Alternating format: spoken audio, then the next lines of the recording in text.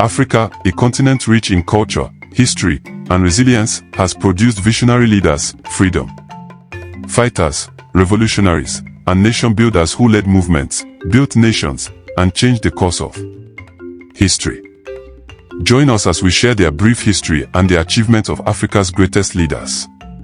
First, we have Patrice Lumumba from the Democratic Republic of the Congo. He led Congo to independence from Belgium on June 30, 1960, delivered a powerful independence speech condemning colonial rule and advocating African unity, and promoted national unity and Pan-Africanism, which became central to post-colonial African struggles. Next is Robert Gabriel Mugabe from Zimbabwe. He was a key figure in Zimbabwe's liberation movement. As leader of ZANU, he played a crucial role in the guerrilla struggle against Rhodesian white minority rule. He achieved Zimbabwe's independence in 1980, launched far-reaching education programs, elevating Zimbabwe's literacy rates to among Africa's highest, initiated land reform policies to redistribute farmland, though highly controversial in execution. We also have Nelson Mandela from South Africa. He spent 27 years in prison for resisting apartheid, then led South Africa through a peaceful transition, becoming its first black president in 1994. He dismantled apartheid through peaceful negotiation, became South Africa's first black president, 1994 to 1999, established the Truth and Reconciliation Commission to promote national healing, championed policies aimed at reducing poverty and expanding education, and became a global icon for peace, justice, and human rights. Next is Marcus Garvey from Jamaica. He founded the Universal Negro Improvement Association, UNIA, in 1914, which became one of the largest mass movements for black people in history. His ideas would later influence generations of Pan-Africanist and civil rights leaders. He founded UNIA, mobilizing millions worldwide, promoted black pride, self-reliance, and economic independence through black-owned businesses, advocated for a return to Africa movement, and laid ideological foundations for Pan-Africanism and black nationalism. Next is Thomas Sankara from Burkina Faso. As president of Burkina Faso from 1983 to 1987, he led one of Africa's most radical and people-centered revolutions. He aimed to transform the country into a self-reliant, just, and equal society, and even renamed it from Upper Volta to Burkina Faso, land of upright men. He redistributed land to peasants to improve food security, banned female genital mutilation and polygamy, promoting women's rights and participation in government. He also launched mass vaccination and public health campaigns, prioritized education and expanded literacy programs, cut government waste, reduced official salaries, and rejected reliance on foreign aid, and finally championed anti-imperial and self-reliance policies. There is also Muammar Gaddafi from Libya. Gaddafi came to power in Libya through a 1969 coup that overthrew the monarchy. He nationalized Libya's oil and reinvested profits in healthcare, education, housing, and infrastructure, introduced a third international theory blending socialism with Islamic and Arab ideals, provided free healthcare and education to citizens, and advocated for African unity and proposed the formation of a United States of Africa. Next is W.E.B. Du Bois from Ghana. He co-founded the NAACP in 1909 and was a pioneering U.S. civil rights leader, promoted Pan-Africanism and played a key role in early Pan-African congresses, moved to Ghana in the 1960s and supported the Encyclopedia Africana project, and helped document African civilizations, achievements, and knowledge systems. There is also Kwame Nkrumah from Ghana. He led Ghana to independence from British rule in 1957, initiated major infrastructure projects, roads, railways, and hydroelectric dams, promoted state-led industrial and economic development, co-founded the Organization of African Unity, OAU, and advocated Pan-Africanism and free education and healthcare. Next is Jomo Kenyatta from Kenya. He is celebrated as Kenya's founding father and laid the groundwork for independence in 1963. He united Kenya's diverse ethnic groups to foster national identity, promoted Swahili and English as official languages and supported growth in agriculture and industry to build a stable economy. There is also Tafawa Balewa from Nigeria. He was Nigeria's first prime minister after independence in 1960. He formed the national unity government by including major ethnic-based political parties ahead of independence. He also represented Nigeria on the international stage, building early diplomatic ties, guided Nigeria through its foundational years of independence, advocated for replacing the British Privy Council with a Nigerian judicial body to better reflect regional sensitivities, is honored posthumously with his portrait on the 5 naira note, and by having Abubakar Tafawa Balewa University and Sir Abubakar Tafawa Balewa International Airport named after him. Next is Nnamdi Azikiwe from Nigeria. Known as Zik, Nnamdi Azikiwe was one of Nigeria's foremost nationalists and became its first president in 1963. He advocated for federalism and Pan-African cooperation, co-founded the University of Nigeria, Nsukka, played a key role in Nigeria's independence movement, and used journalism to inform and mobilize public consciousness. We also have Obafemi Awolowo from Nigeria. He championed social welfare and democratic ideals, shaping regional development with a strong focus on education and healthcare. He introduced free universal primary education, launched early free healthcare initiatives, promoted road and housing infrastructure, strengthened regional economies through strategic planning, and defended constitutional democracy during times of national crisis. There is also J.J. Rawlings from Ghana. He led 2 coups in Ghana before transitioning the country into a democratic republic. He founded the Provisional National Defense Council, PNDC, implemented structural economic reforms and stabilized inflation, prioritized education, rural development, and anti-corruption efforts. Oversaw Ghana's return to civilian rule and was twice elected president. Also, we have Jean Martin Cissé from Guinea. She broke new ground for African women in diplomacy and politics, became the first African woman to preside over the UN Security Council, 1972, served as Guinea's Minister of Social Affairs, played a key role in Pan-African diplomacy and women's rights advocacy. Next is Samora Machel from Mozambique. He was Mozambique's first president after leading the fight for independence from Portugal. He led Mozambique to independence through Frelimo, implemented education and healthcare reforms, promoted rural development and literacy campaigns. Next is Kenneth Kaunda from Zambia. He led Northern Rhodesia to independence and became Zambia's first president in 1964, supported liberation movements in Namibia, Angola, and Zimbabwe, provided asylum and logistical support to exiled African leaders and movements, promoted rural development, education, and national unity, steered Zambia through economic challenges and toward political pluralism. Then there is Winnie Mandela from South Africa. She was a fearless anti-apartheid activist and symbol of resistance during South Africa's darkest times.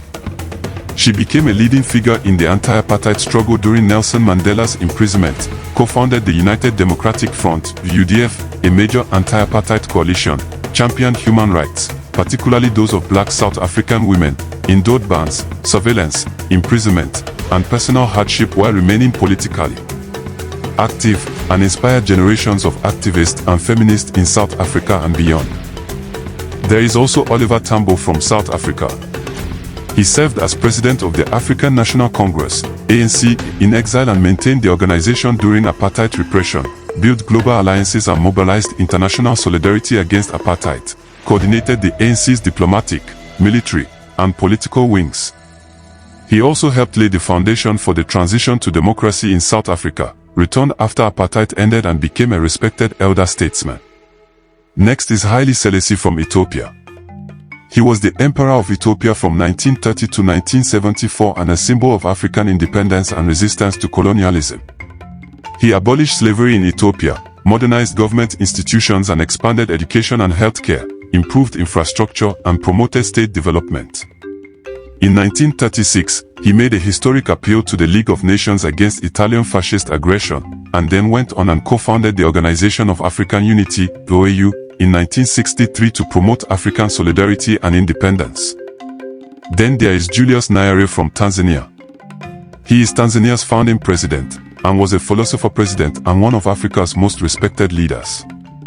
He introduced Ujamaa, African socialism, emphasizing collective farming and village communities, prioritized mass education and significantly expanded primary school access, improved healthcare access across the country, supported liberation movements in Zimbabwe, Mozambique, and South Africa, and also played a leadership role in promoting Pan-African cooperation and unity. Next is Modibo Keita from Mali.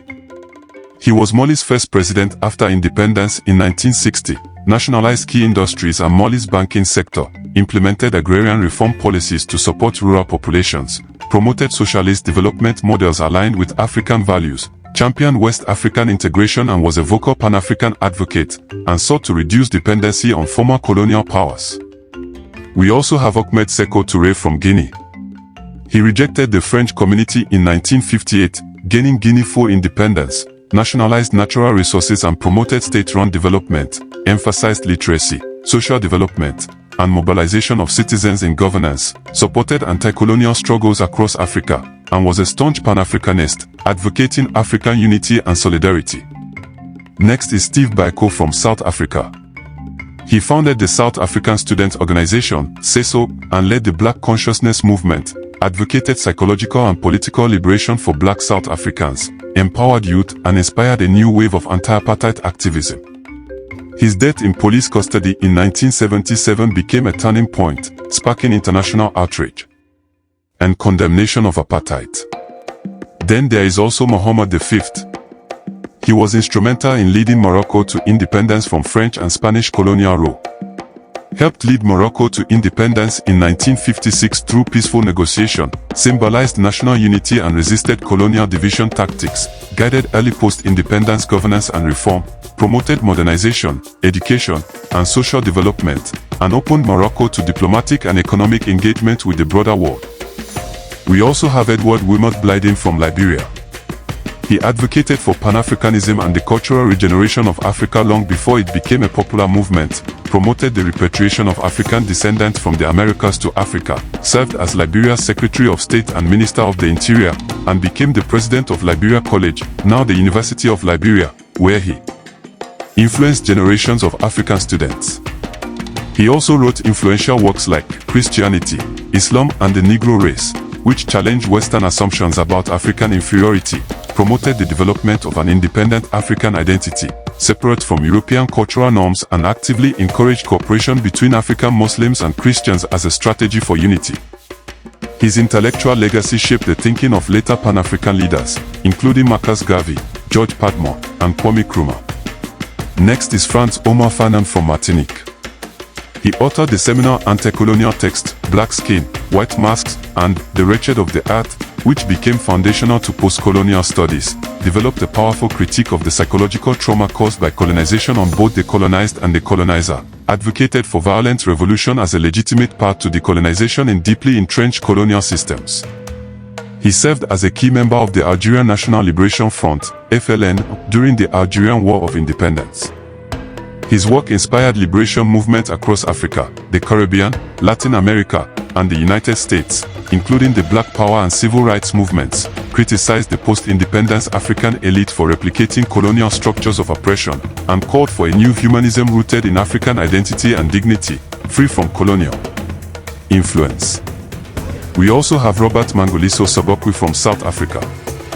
He founded the Pan-Africanist Congress, PAC, in 1959, emphasizing African identity and ownership of the anti-apartheid struggle, led the 1960 anti-pass law campaign, which sparked the Sharpeville massacre, a turning point in the anti-apartheid movement.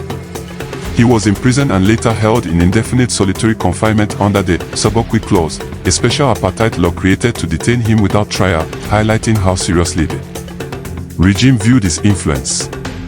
He also advocated for non-racial democracy based on African majority rule, long before it became mainstream policy, earned a law degree while under house arrest and provided legal services to the oppressed, maintained a strong Pan-Africanist vision that influenced liberation movements beyond South Africa, and is remembered for his powerful speeches and writings that called for the dignity and self-determination of African people.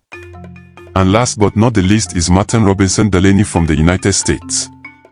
He was one of the earliest and most vocal advocates of Black nationalism and African self-determination in the 19th century, co-edited the North Star with Frederick Douglass, one of the most influential anti-slavery newspapers of the time, became the first African-American field officer in the U.S. Army during the Civil War, commissioned as a major by President Abraham Lincoln, and published The Condition, Elevation, Emigration, and Destiny of the Colored People of the United States, 1852. Which became a foundational text for later Pan-Africanist and nationalist thinkers. He also advocated for African-American immigration to Africa and participated in an exploratory mission to West Africa to assess settlement opportunities, championed the idea of Black pride, cultural heritage, and racial solidarity decades before the rise of 20th century Pan-African movements. His intellectual legacy shaped the thinking of later Pan-African leaders, including Marcus Garvey, George Padmore, and Kwame Nkrumah. These leaders championed freedom and built nations, inspiring hope across Africa. Their achievements laid the foundation for progress and unity, and their impact shapes Africa's future, bright, strong, and full of promise. If you love this journey, don't forget to like and subscribe, because the soul of Africa still has so much more to reveal.